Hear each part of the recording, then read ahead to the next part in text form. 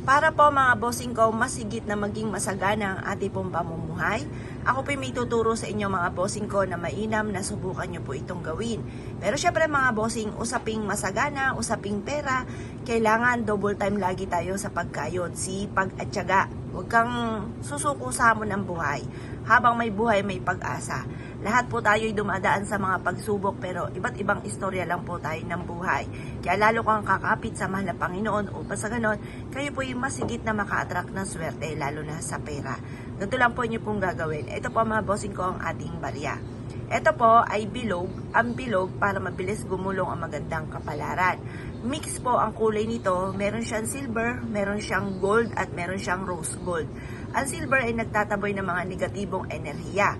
Sa mga gumagamit ng kaliwa, takot po dyan mga bossing ko sa silver ang mga gumagamit ng kaliwa. Kaya kailangan meron tayong silver.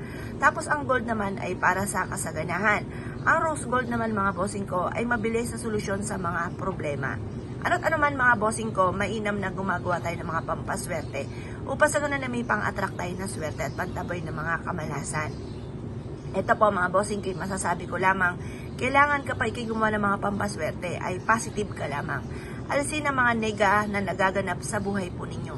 Ngayon po mga bossing, kung isa ka sa mga naniwala sa mga gatong mga pamamaraan, umarap ka sa gawin silangan ng mga bandang 6:30 or kaya po ay alas 7. Mag-wish ng mula sa puso.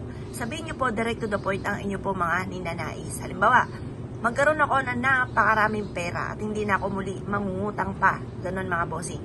Laging tatandaan, kung marami ang pangarap, marami rin ang kayod.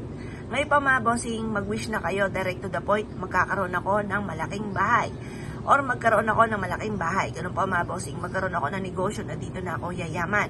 Iaadya ako nito kung saan lagi ako isuswertihin. Hindi na kami magkakaroon ng karamdaman at magkakaroon kami ng napakahabang buhay. Ganon ang mga pag-wish mga bossing. Pagtapos na kayo mag-wish mga bossing ko, ibilad po ito sa sinag po ng araw. At pagkatapos mga bossing ko ng alas 8 ng umaga, kunin nyo po yan.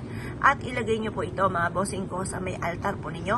O sa pagkainan mga bossing, hindi, sa center table po ninyo. Kasi barya po ito, bawal po yan sa pagkainan.